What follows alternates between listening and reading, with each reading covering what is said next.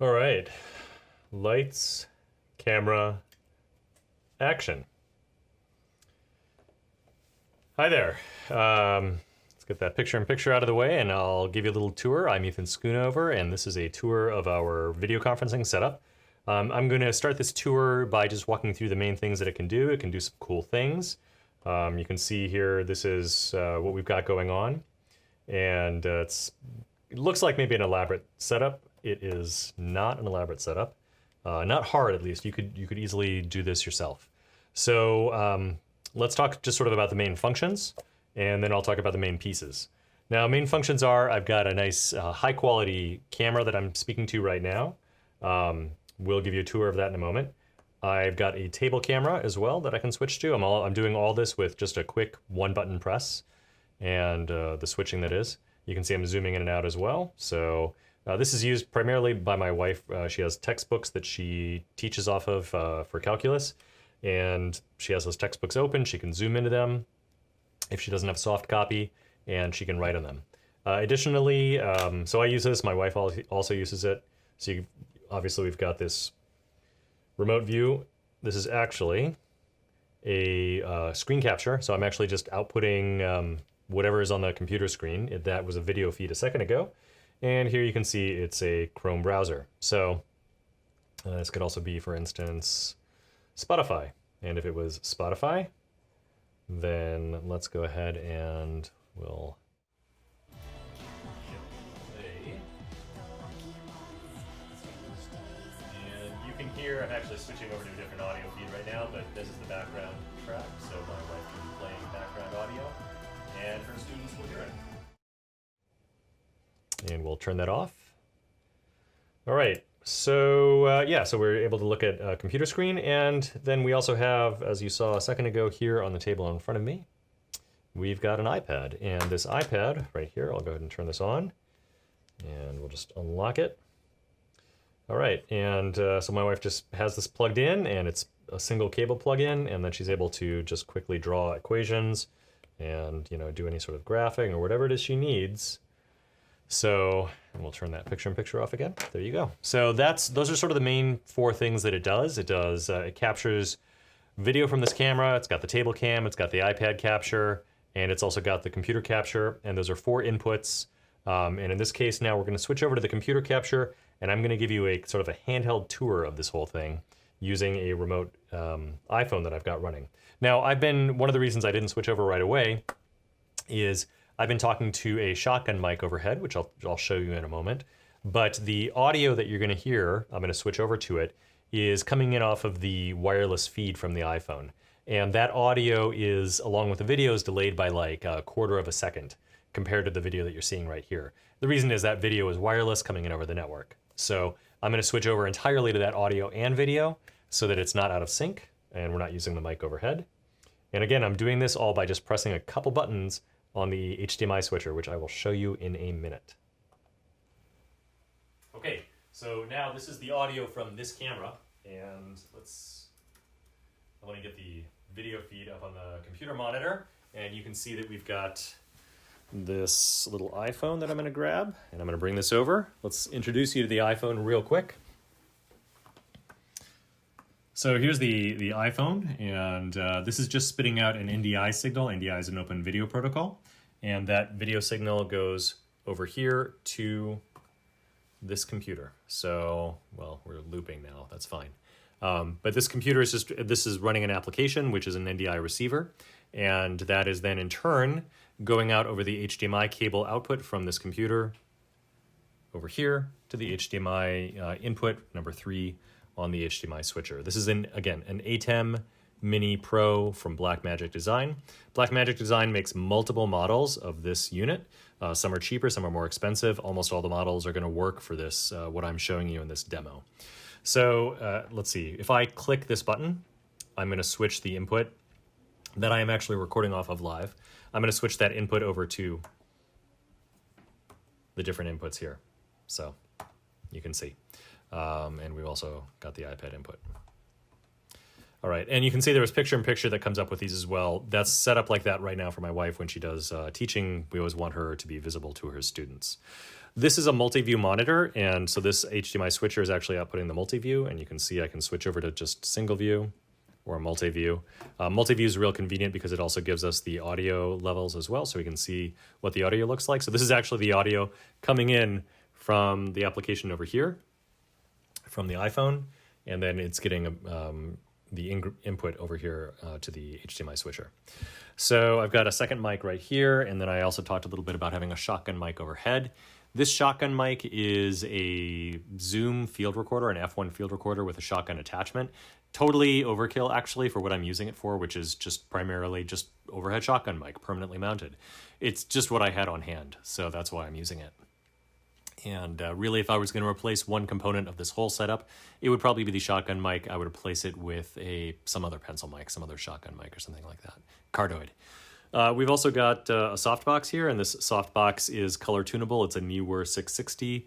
It's a very thin LED panel inside. And that LED panel is just inside of this diffuser to give it a nice soft effect. Then we've got the table cam right there that is an ancient Canon camcorder that is spitting out 1080i, not even 1080p, but it's got that nice zoom remote control, and it just sits there. I never turn it off. Hasn't died yet. It's been doing real well. And, you know, it just, anytime I switch to it, there it is, ready to roll.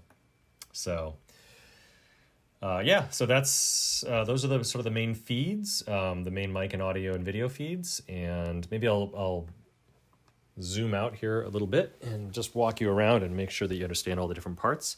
So the computer here is a Windows computer. It's a ThinkPad, but I just had it kind of a spare machine laying around to set this up with.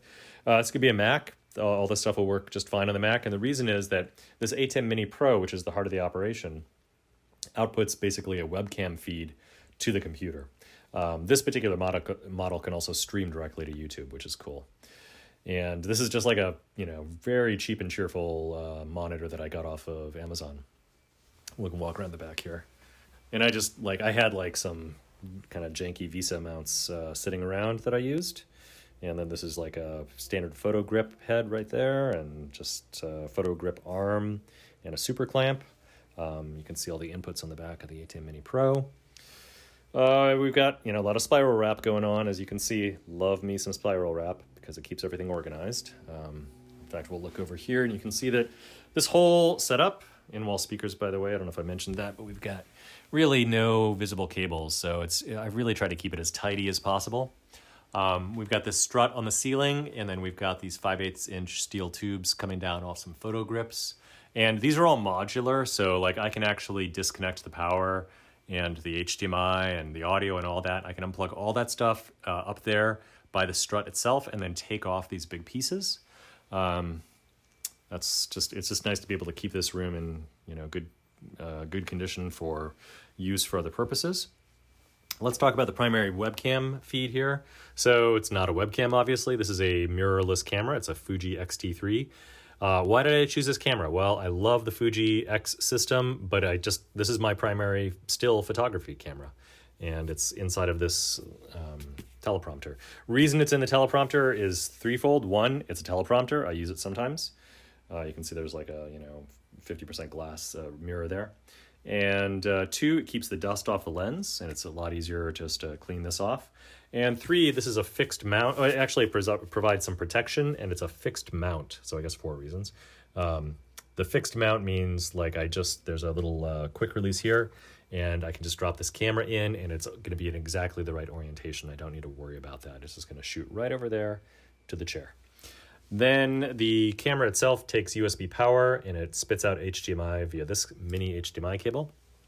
Now, the actual run is too long for HDMI. So what I do is I have this SDI converter box, takes HDMI in, outputs SDI.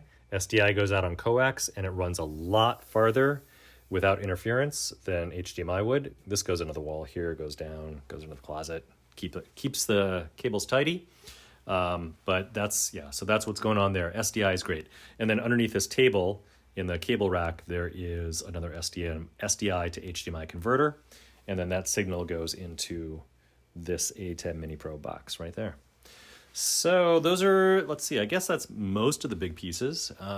Softbox I mentioned, shotgun mic I mentioned, camcorder. We've got the iPad, again, just, single cable hookup. And I guess that's really it. The only other thing I guess I would mention is if you really want to get fancy with this setup is I've got speakers behind me in the wall as well as over here. So when we want to play music on Spotify and have it go out, what I do is I actually split the audio. So the audio is coming out over here and it goes into this ATEM Mini Pro via HDMI. So what I do is I take Spotify audio output, and normally anything I play on here, the audio goes out here. So like the video conference output, if I'm talking to somebody, I hear them over here. But if I want to play music, then Spotify or whatever music app you want to use, doesn't matter. That audio I have routed over to different speakers, which are behind me, as well as to this ATEM Mini Pro. So I'm able to actually hear the audio, hear the music that I'm also pushing out over the stream. I can hear it behind me as though it's background music because that's really what we're using it for. So I'm gonna actually, I know what I have to show you, the last thing. So I think I started this off with the lights off, and I'm gonna turn this, we're gonna bring up the iPad here, and we'll bring up home. So I've got, and I'll show you this in a second here, but I've got behind me some colored lights, and I have all these different scenes that I've set up for the different colors. But the really cool thing to me is that over here on the switcher itself, I have this little button, and you see if I turn this off, the red light goes off, and if I turn it on, the red light goes on. Well, that's not just any red light, that's actually this indicator light out in the hallway. And you can see that if I turn off the little button that I just pressed, the light goes off in the hallway, and it goes on when I press the button. Now, that button, not only does it turn the hallway light on and off, which is an indicator light, there's another light upstairs as well, another red indicator light so my kids know not to stomp around, but it also turns on all of the lights in this room, including the softbox. So when we come in and we sit down, everything is off, including that multi-view monitor.